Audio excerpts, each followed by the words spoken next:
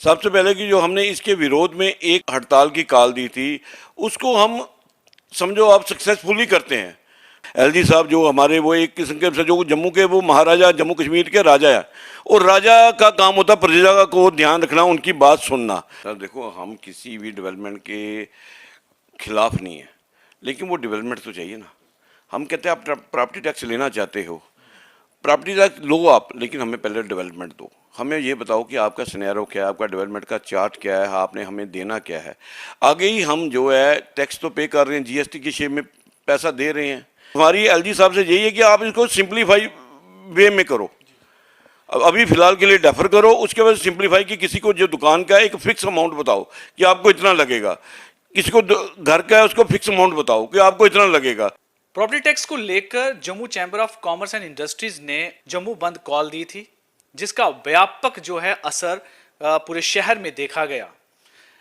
उनकी लगातार डिमांड थी कि जो प्रॉपर्टी टैक्स लगाया जा रहा है, खास करके जो व्यापारिक दायरे हैं, बिजनेस एस्टेब्लिशमेंट पर, वो कहीं ना कहीं उनके लिए एक मुश्किल क्रिएट कर रहा है। लेकिन अभी तक सरकार की तरफ से किसी तरह भी उनको कोई रिस्पांस नहीं मिला कि उनकी बात कहीं सुनी जाए, जिसको लेकर जम्मू बंद था। तो किस तरह का सर ये आप देखते हैं कि प्रभाव रहा आज? Thanks sir. सबसे पहले मैं आपको बताना चाहता हूँ कि ये ओनली फॉर बिजनेस एस्टेब्लिशमेंट्स के लिए टैक्स नहीं है, ये हाउसिंग को भी लगेगा, और हर एक जो इसके अंदर फॉल करेगा, जैसे जहाँ पे अपना municipal committees, councils, local bodies, municipal corporations, वहाँ पे हर एक जो हाउसिंग वाला है, चाहे वो एक अपना आम दुकानदार है, हर एक को ये टैक्स लगना ही लगना है। सबसे पहले कि जो हमने इसके विरोध हड़ताल की कॉल दी थी, उसको हम समझो आप सक्सेसफुली करते हैं। हमने डिस्ट्रिक्ट जम्मू बंद की कॉल दी, जम्मू बंद है। ये आपने भी बाज़ार में सर्वे किया होगा, 2 4 5 10 दुकानें उक्का दुक्का खुली रहती हैं, जैसे दवाइयों वाली को हलवाइयों की दुकान है वो खुली हैं। बाकी और कुछ छोटे छोटे कोई दुकानदार जैसे सब्जी वाला खोलेगा, लेकिन उन्होंने भी अपनी दुकानें बंद कर दी हैं। सर इससे हम इसको पूरा सक्सेसफुली गिनते हैं।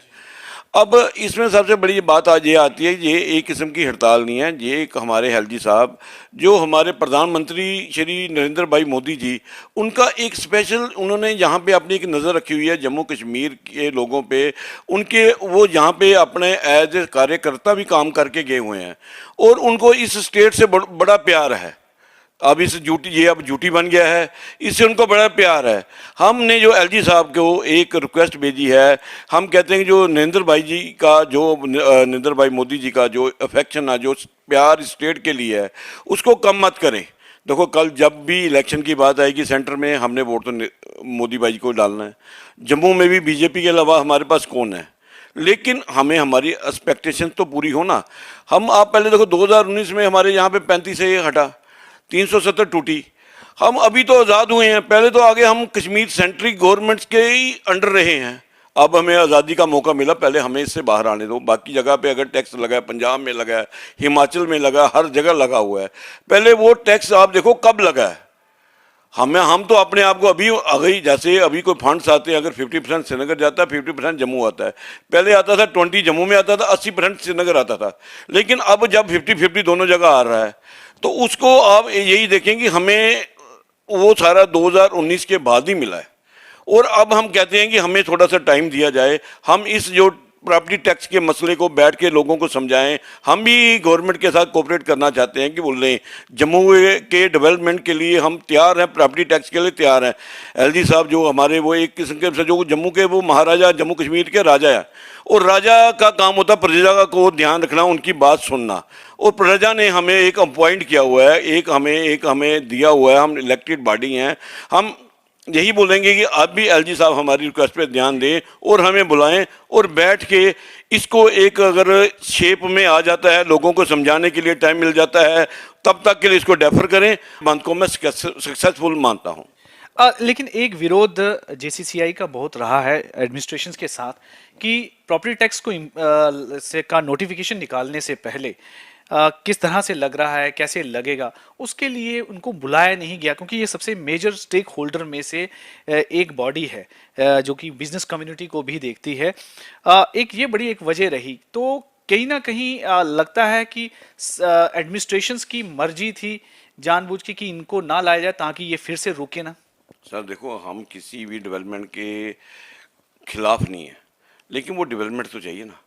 हम कहते हैं आप प्रॉपर्टी टैक्स लेना चाहते हो, प्रॉपर्टी टैक्स लो आप, लेकिन हमें पहले डेवलपमेंट दो। हमें ये बताओ कि आपका सिनेरियो क्या है, आपका डेवलपमेंट का चार्ट क्या है, आपने हमें देना क्या है।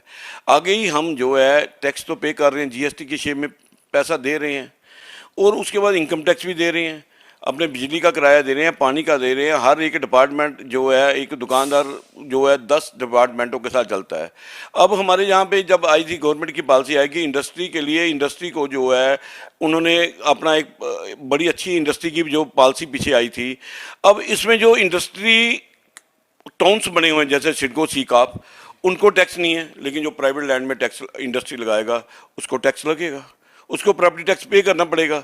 अब लोगों के पास, यहाँ पे सरकार के पास इतनी सरकारी ज़मीन तो है नहीं है, लोगों ने प्राइवेट लैंड लेके इंडस्ट्री को लगाना है।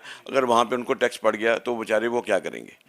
हम यही एक हमारी यही एंड तक यही रिक्वेस्ट है कि आप इसको फिलहाल डेफर करो और लोगों को पहले समझाओ। देखो, जीएसटी के भी लागू होने से पहले 1 साल गवर्नमेंट ने पूरा लोगों को समझाया था, लोगों को प्रिपेयर किया था। हम भी कहते हैं कि 2-4-6 महीने आप लगाओ, पहले लोगों को प्रिपेयर करो, उसके बाद इसको इम्प्लीमेंट करो। देखो, आपने बताया कि 600 रुपया लगना है टैक्स, लेकिन 600 रुपया कहाँ पे है। 1000 स्क्वायर फुट के ऊपर जो कंस्ट्रक्शन होगी उसको 600 रुपये लगेगा, लेकिन 1000 कंस्ट्रक्शन, अगर उसका 2 मरले में मकान है, उसने डबल स्टोरी मकान बनाया हुआ है, तो उसको नेचुरली 1100 फुट हो गया, उसको तो 600-650 रुपये लग गया। 2 मरले आजकल जगह क्या होती है, 2 मरले में तो कोई आदमी जो है 7-8 बच्चों का परिवार जो होगा वो उसमें उसने दुकान भी बनाई होगी, उसी हिसाब से उसने कंस्ट्रक्शन की होगी, उसको कमर्शियल रेट लग गया। और सबसे पहले मेरी यही रिक्वेस्ट है कि इसको पहले आप बिग हाउसेस में इम्पोज करो, उसके बाद उसको मीडियम तक में लाओ, उसके बाद अपना छोटे दुकानदार को लाओ, फिर हाउसिंग में बड़ी प्रॉपर्टीज, फिर उसके बाद छोटी। इसको एक रैशनलाइज तरीके से चलना चाहिए। जी, मतलब ये कुछ तरीकेकार हैं जिससे ये इम्प्लीमेंट होना, यानी कि कुल मिलाकर व्यापारी वर्ग जो है वो प्रॉपर्टी टैक्स के विरोध में नहीं है, लेकिन बशर्ते कि उसे सही तरीके से अगर एक प्रोसेस के तरीके से लगाए। सर यही मैं आपको बोलना चाहता हूँ। देखो, व्यापारी बेचारा हमारा एक बड़ा सीधा साधा आदमी है, ये एक लड़ाकू कौम नहीं है, ये एक शांति प्रिय है। ये आराम से अपनी दुकान से, घर से दुकान पे आता है, दुकान खोलता है, धूप बत्ती करता है, उसके बाद काम करता है, बैंक का काम करता है, वो सारा दिन। देखो, आजकल जीएसटी का इतना काम हो गया है कि उसको महीने में 3-4 बार रिटर्न भरनी पड़ती है, रोज़ ई इनवाइसिंग करनी है, उसके ऊपर ये प्रॉपर्टी टैक्स का झमेला आ गया है। वो सर इतने टैक्स, वो कहाँ उसके पास इतना टाइम है। उसके बाद व्यापारी के पास सबसे ज़्यादा, व्यापारी के पास अपनी फैमिली के लिए टाइम नहीं होता है। मैं आपको क्लियर बात है, वो आता है, वो कहता है जब तक मैं बैठा हूँ, कोई ग्राहक चाहे रात को 12 बजे वो बैठा रहेगा, ग्राहक का इंतजार करता रहता है। लेकिन इसलिए इसी चीज़ को आप मद्देनजर रखो, और इसको ये आपकी हमारी एलजी साहब से यही है कि आप इसको सिंप्लीफाई वे में करो।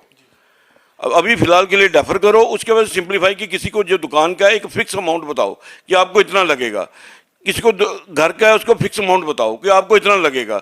आगे हम यूसेज चार्ज तो दे रहे हैं, 100 रुपये पर घर दे रहे हैं, और 200 रुपये पर दुकान का भी शुरू हो गया। मेरा अब आपसे प्रश्न है कि जैसे एक तरह से जम्मू बंद आपने रखा, सिंबॉलिक ही समझिए कि सरकार तक ताकि एक मैसेज पहुंचे, अब आगे की आपकी क्या रणनीति रहेगी। सर हम तो कभी भी आशा के द्वार को हम आशा की नज़रों से एलजी साहब की तरफ देख रहे हैं कि वो हमें बुलाएंगे और बैठ पे इसको विचार विमर्श करेंगे और इसको सिंप्लीफाई करने का कोई तरीका बनाएंगे, और इसको फ़िलहाल के लिए वो डेफर करने की हमारी तो यही आशा है, और आशा पे ही दुनिया चलती है। सर हमें उन पर विश्वास है कि हमारी जो है मुहिम सफल होगी, और कोई ऐसी बात नहीं है। बहुत सारे ये भी सुनने में आ रहा है कि काफ़ी जो व्यापारी संगठन है उन पर किसी तरह का दबाव था कि वो इसमें सपोर्ट ना करें। एडमिनिस्ट्रेशन सुनने में ये आ रहा था कि एडमिनिस्ट्रेशन उनके पास जाकर उनको मोटिवेट करने की कोशिश कर रही थी कि आप इसको सपोर्ट ना करें। सर मेरे को, हमारे पास भी ऐसी सूचना आई है, लेकिन फिजिकली में किसी ने हमें बोला नहीं है। और ऐसा आप देखो गवर्नमेंट का काम है कि इन्होंने जैसे अपना कई जगह पे पुलिस डिप्लॉयमेंट लगी हुई है, कई जगह पे अपना तहसीलदार खड़े हैं। ये होता है कि दंगे, कहीं पे कोई दंगा नहीं हो जाए, कोई ज़बरदस्ती बंद ना करवाए। और हम चैम्बर के, हम व्यापारी लोग जो, हम कहाँ पे जो दंगा करने वाले, हम तो सिर नीचा करके हर वक्त अपनी कसर खाने में बैठे हुए हैं। जब हम जाके दंगा थोड़ा करेंगे, और इसीलिए इस बात को, और इसीलिए मैं तो इस बात से, ये हमें किसी का पर्सनली किसी ने बोला नहीं है तभी सर मैं इसको अपोज ही करता हूँ कि ऐसे ही शायद र्यूमर हो सकती है। जी जी। तो आपने जैसे सुना कि जेसीसीआई के वाइस प्रेसिडेंट अनिल गुप्ता जी ने कहा कि जो जम्मू बंद था वो सक्सेसफुल हुआ है और उम्मीद कर रहे हैं कि एलजी एडमिनिस्ट्रेशंस की तरफ से जल्द ही इनको जो है एक तरह से इनविटेशन आए, न्योता आए, ताकि बैठकर वहां पर इस बारे में उनके साथ चर्चा की जा सके और जो इनके कुछ इश्यूज हैं उसके वो डिस्कस करके फिर जाकर ही प्रॉपर्टी टैक्स जो है इंप्लीमेंट किया जाए। जो स्टेक होल्डर्स हैं उनको जरूर कॉन्फिडेंस में लिया जाए, यही इनकी एक सबसे और मेजर डिमांड है एलजी एडमिनिस्ट्रेशन से। जम्मू बंद इसी के लिए था कि सरकार तक एक मैसेज पहुंचे कि जो व्यापारी वर्ग और जो दूसरे लोगों के लिए भी इनका कंसर्न है, चाहे रेजिडेंशियल एरियाज में भी जो लगने हैं ये टैक्स, प्रॉपर्टी टैक्स लगना है, उनके लिए भी ये एक तरह से जम्मू बंद था, ताकि इस मसले का एक एमिकेबल तरीके से सोल्यूशन निकल सके।